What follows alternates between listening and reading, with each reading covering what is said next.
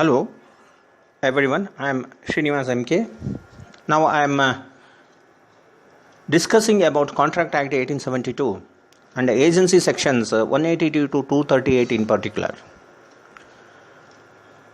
Before I could go in depth with agency sections, just I want to introduce the subject with some. The law which deals with contract is called Law of Contracts and is governed by the Indian Contract Act 1872. The Indian Contract was passed in 1872 and came into force from 1st September 1872. The law relating to transfer of movable property, that is goods, is governed by Sale of Goods Act in 1930.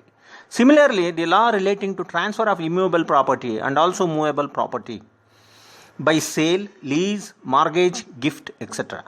between two living persons is governed by Transfer of Property Act 1882. This Indian Contract Act 1872 extends to the whole of India except state of Jammu and Kashmir initially, but now Article 370 and Article 35A is being abrogated by the Indian Parliament, paved way for uniform applicability of this law in the state of Jammu and Kashmir also. At the time of passing, it contained 266 sections as detailed below.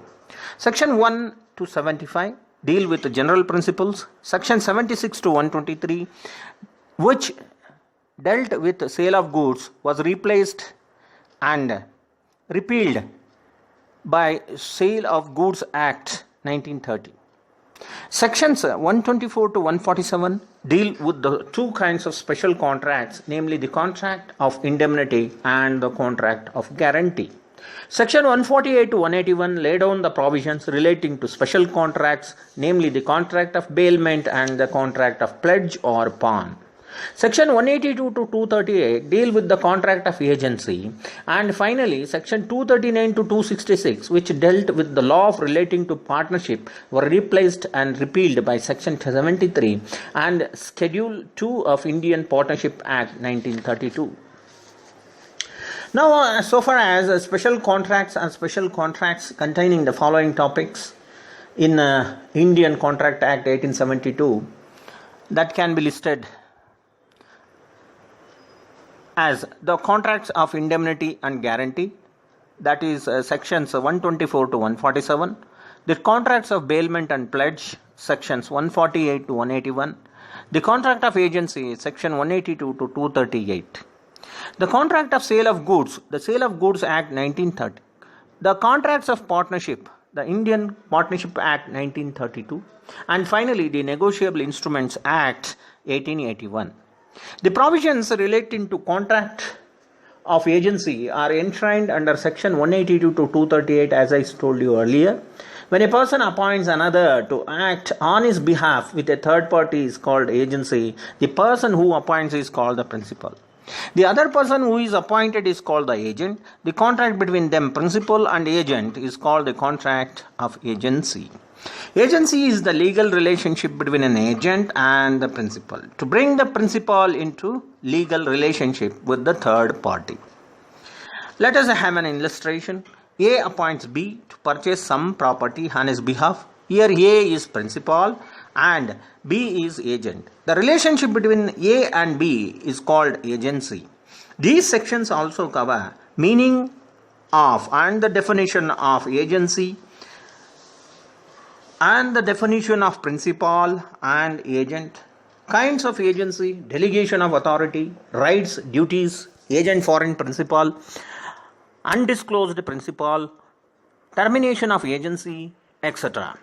Chapter 10, containing sections 182 to 238 of the Indian Contract Act, lay down the provisions relating to agency, covers the topics like contract of agency, then meaning and definition, essential elements of agency, kinds of agents, creation of agency, agency by express agreement, that is section 186, agency by implied agreement, section 187, agency by estoppel, agency by holding out, agency by necessity, and distinction between agency and necessity, agency by necessity and agency by estoppel.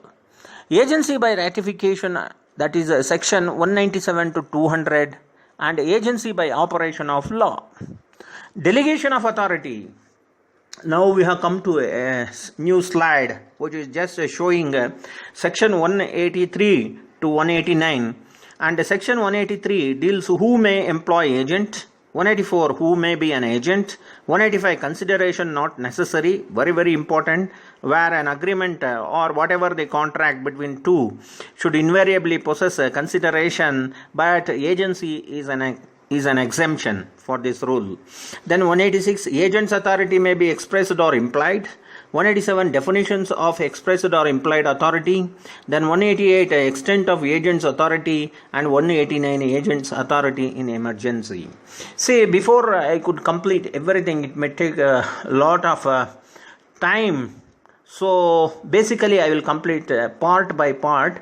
Now I will just introducing the subject of agency with whatever the sections that are coming in for our discussion.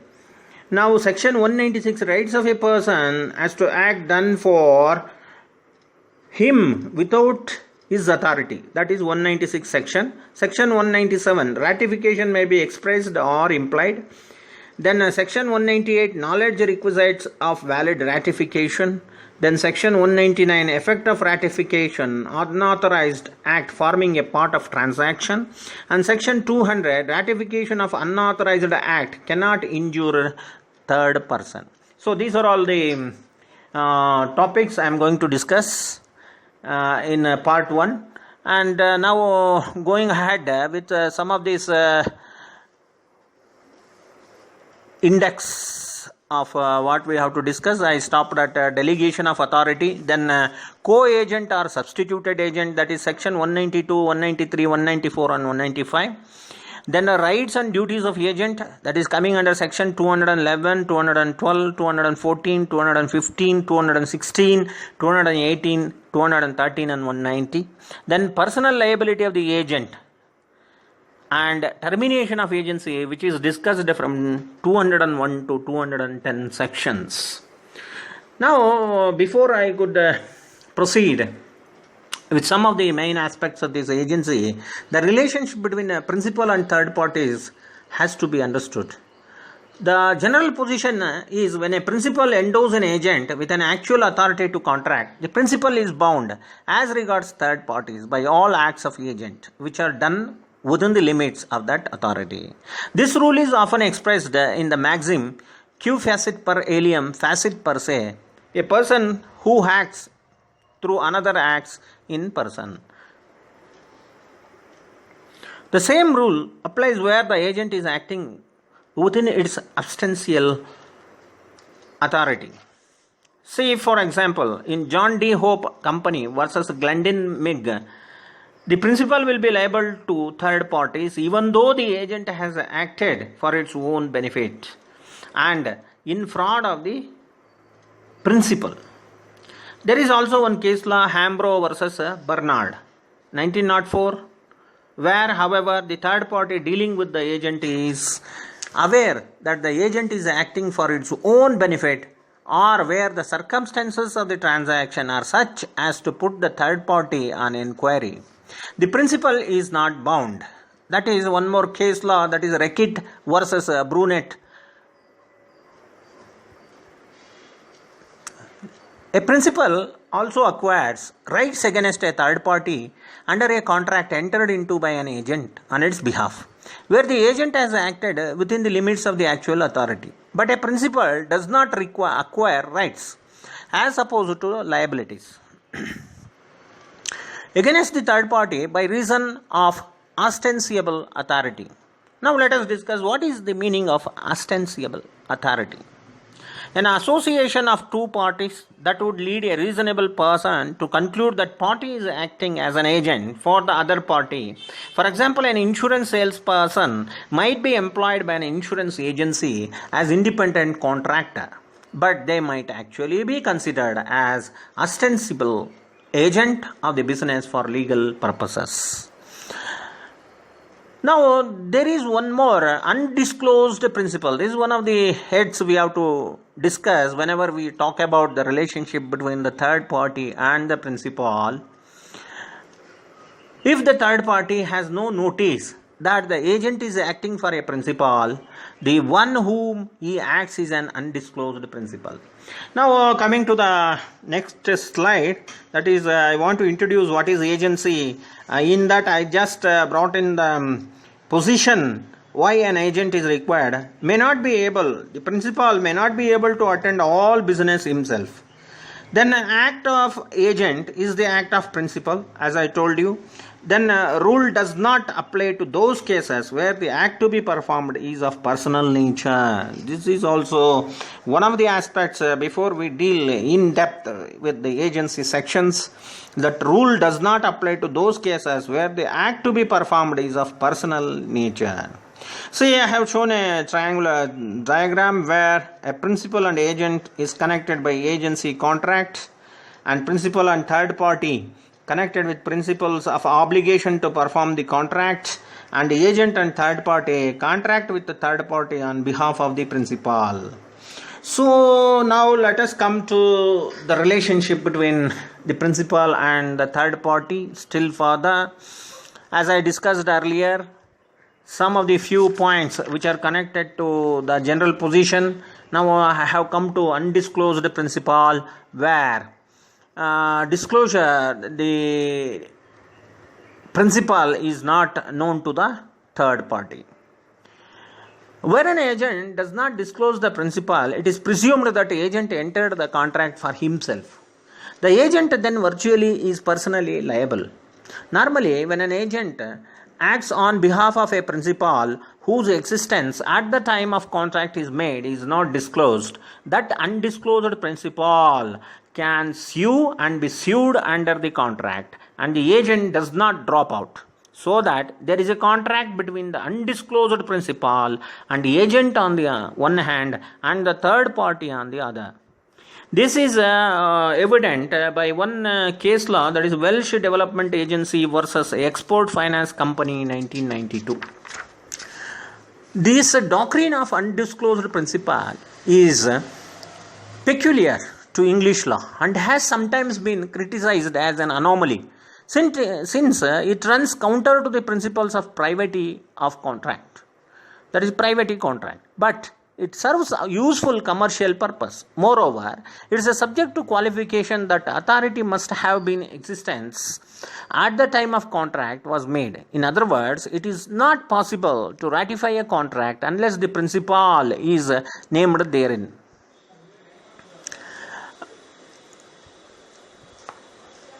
Now, first intervention is excluded if the contract is in terms which import that agent is the real and only principal. For them, the idea of agency is incompatible with the terms of contract. Thus, in Humble versus Hunter case, where an agent is making a charter party described himself, there is an owner of this ship, it was held that evidence was not admissible to prove that another person was the real owner and he was merely acting as an agent on his behalf. His principal could not intervene, nor could he be sued. On the other hand, where the agent was described as the charterer, landlord, tenant, disponent owner and employer, evidence has been admitted to show who the real principal was. It appears that in modern law, intervention of principal will only be excluded by descriptive words, where such intervention would clearly be inconsistent with the object and intent of the contract. Now, secondly, we have to discuss where the personality of the agent is of such importance that the contract must be taken to have been made with that person alone. No one else can interpose and adopt the contract. For example, in the case where there is an agreement to write a book or to underwrite a shares in a company or to purchase goods subject to a right of set off, if the agent's contracts in its own name without disclosure of agency, the principal cannot intervene. Of course, if the third party subsequently discovers the identity of the principal and with an opportunity of rejecting the contracts and elects to affirm it, as for example, the retaining goods purchased, The third party will be bound to the principal but not otherwise. In any case, a person who contracts with an agent honestly and reasonably believing the agent to be the principal party to the transaction is entitled to set up against the principal when discovered any set off which is available against the agent. Now I have come to the next slide, that is a principal and agency relationship, which is I am disclosing. See, first of all, when there must be intention of the agent to bind the principal, that is a test for agency should be there. Then act of agent is equal to of an act of an agent is also equal to act of a principal. It should be principal. It has repeated by oversight. The maxim that is applied is Q facit per alium facit per se, which gives the meaning a person who acts through another acts in person. There is a case law down below mentioned, that is Lakshmi Narayan Ram Gopal and Sons versus Hyderabad Government, All India Reporter 1954, Supreme Court, page number 364. The distinction between agent and a servant is made known here. Both of them render their services to the principal and are paid by him. However, there are several distinctions between them. The distinctions are pointed out in Powell Law of Agency and Halsbury Laws of England, and Supreme Court followed them in this case. See, what will be the distinction between the agent and a servant? The differences are like this. An agent has the authority to act on behalf of his principal to create a contractual relationship between the principal and a third party. Whereas the servant, this kind of power is not generally enjoyed by a servant. Then a principal has the right to direct what the agent has to do. Here, in case of servant, but a master has not only that right, but also the right to say how it is to be done. Then, the third difference we can make out between agent and servant. But an agent, through bound to exercise his authority in accordance with all lawful instructions, he is not subject in its exercise the direct control or supervision of the principal. Whereas here, in case of servant, a servant acts under the direct control and supervision of his master and is bound to conform to all reasonable orders given to him in the course of work. Whereas agent, he made remuneration is generally different. An agent receives commission on the basis of work done.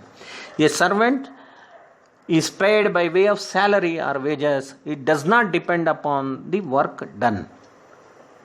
Now, see a fifth difference. A principal is liable for his agent's wrong done within the scope of authority, whereas a servant, a master, is liable for a wrongful act of the servant if it is committed in the course of servant's employment.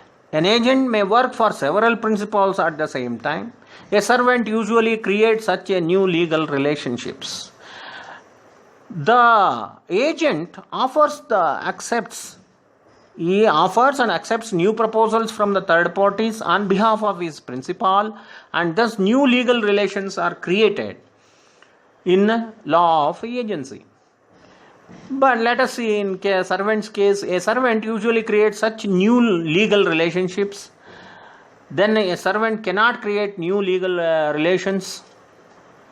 Okay. Then in a contract of agency, there are three parties: the principal, the agent, and the third party. In a contract of employment, there are only two parties: the principal and the servant.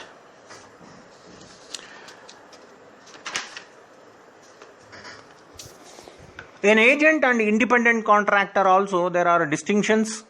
The agent is bound to act in the matter of agency subject to the directions and control of the principal, whereas an independent contractor merely undertakes to perform certain specified work or produce a certain specified result, the manner and means of performance or production being left to his discretion except so far as they are specified by the contract. An agent represents the third parties on behalf of his principal, whereas here an independent contractor does not represent another. He undertakes work himself subject to terms and conditions of that contract. Where a work is entrusted to independent contractor by principal, the principal is not liable for the work of the independent contractor. Now, definitions. Under section 182, there is a demarcation between who is a definition of an agent and a definition of a principal. Agent is a person employed to do any act for another or to represent another with third parties. Principal is a person for whom such act is being done or who is so represented. In those two cases, agent is representing the principal and the act is also done by the agent. The essence of matter is that the principal authorized the agent to represent or act for him in bringing the principal into contractual relation with a third person. Now, there is one important case study here. In this case, the concept of agency has been explained by Ramaswamy J. of Madras High Court in Krishna versus Ganapati, All India Reporter 1955, Madras, page number 648. In legal phraseology, every person who acts for another is not an agent. A domestic servant renders to his master a personal service. A person may till another's field or tend his flocks or work in his shop or factory or mine or may be employed upon his roads or ways.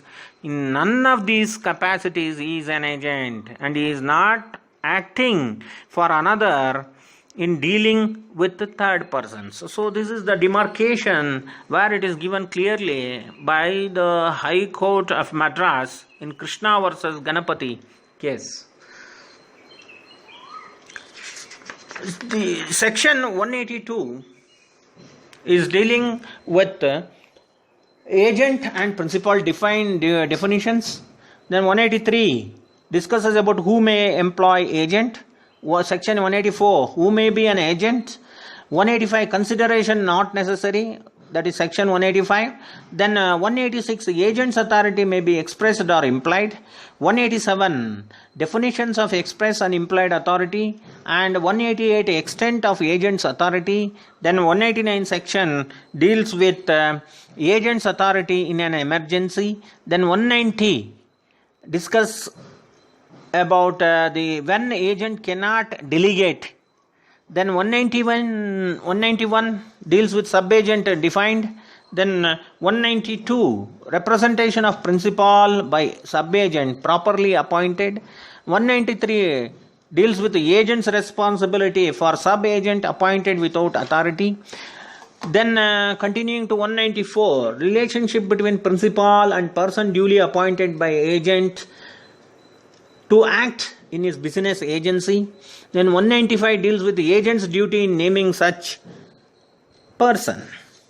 Then section 196 deals with the right of person as to acts done for him without his authority, effect of ratification. Then section 197 deals with ratification may be expressed or implied. Then 198, knowledge requisite for valid ratification. Then 199 discusses about effect of ratification, unauthorized act forming part of the transaction. Then section 200, ratification of unauthorized act cannot injure the third person. These are all the important initial sections to be dealt with. Now, I was discussing just a few minutes back about right of undisclosed principal to require performance. According to section 231, if an agent makes a contract with a person who neither knows nor has reason to suspect that he is an agent, his principal may require the performance of the contract. This is also very important. Right of third person against undisclosed principal. So if principal is not disclosed by the agent, the right of the third party is discussed here. If the principal wants to obtain performance of the contract, he can do so subject to rights and obligations between the agent and the third person. When the third person is innocent and ignorant that the agent was acting for a principal, if the principal wants performance of the contract, the rights of third person are protected. Section 232 contains the following provisions in this regard. So I was discussing just a little bit about the principal and third party relationship. Now let us come to the main topic, that is essentials of a valid contract.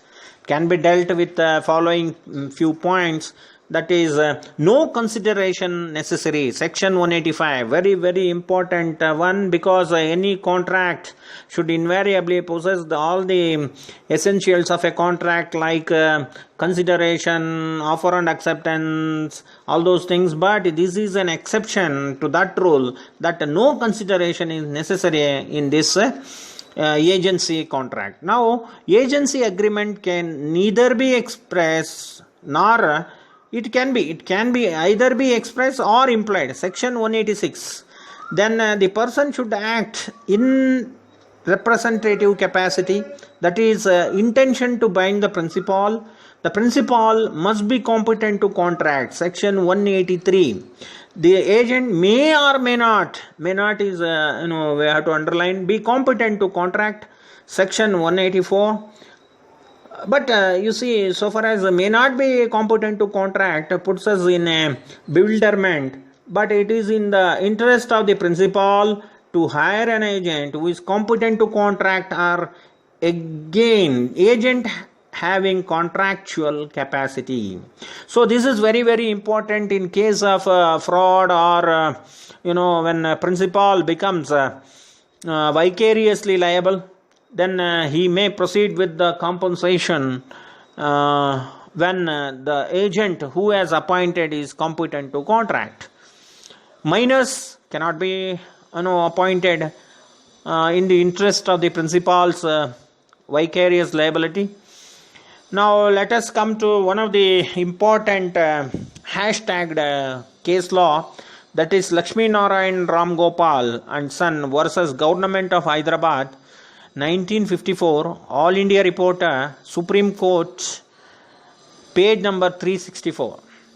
The Mills Company appointed Lakshmi Narayana Ram Gopal and Son Limited, that is appellants, as their agents for 30 years on certain terms and conditions. The Hyderabad state government demanded appellants to pay the tax on the amounts they earned from the company by way of commission. They contended that they were the servants of the mills and the income cannot be called as excess profit. Besides, servants are exempted from tax. Now in this case, the Supreme Court delivered the decision that the appellants were the agents of the company and therefore their income was not wages but commission. The appeal was dismissed, directing the appellant to pay the tax as per the state government orders. Now there are other examples also, where Rajaram versus Bishram, All India Reporter, 1960. The Supreme Court held that the post office is an agent where the goods are dispatched by seller by VPP. Now there is one more case law, that is Khub Chand versus Chittarmai, All India Reporter, 1931. A is employed by B to invest money on his behalf and to represent him in his dealing with debtors. A is an agent of B. Then Fowler versus Hollins, 1872 AC. While disposing this case, the House of Lords held a broker is an agent employed to make a bargain for another and receives a commission on transaction which is usually called a brokerage. He neither possesses the custody nor the possession of goods. If it is duty of the established privity of contract between the principal and the third party. This is also one of the important cases, hashtagged Fowler versus Hollins. Then there is one more case law, that is Vishwanathan versus Tiffins, Barritos, Asbestos and Paints, Limited, 1953. A proxy appointed by a shareholder is an agent of that shareholder. The word proxy means some agent properly appointed. Now, Madura Company versus PC Xavier, All India Reporter, 1931. The brief facts of this case are as follows. A handed over his goods for transportation from Hyderabad to Visakhapatnam. B as a transporter. B transported the goods and Hyderabad, and thereafter he handed over the goods to C, another transporter, instructed to send Vijayawada to Visakhapatnam. C is the agent of B. So in this way the agent's relationship can be explained. I will go to next part in the next slide. Thank you for watching this slide. Thank you everyone.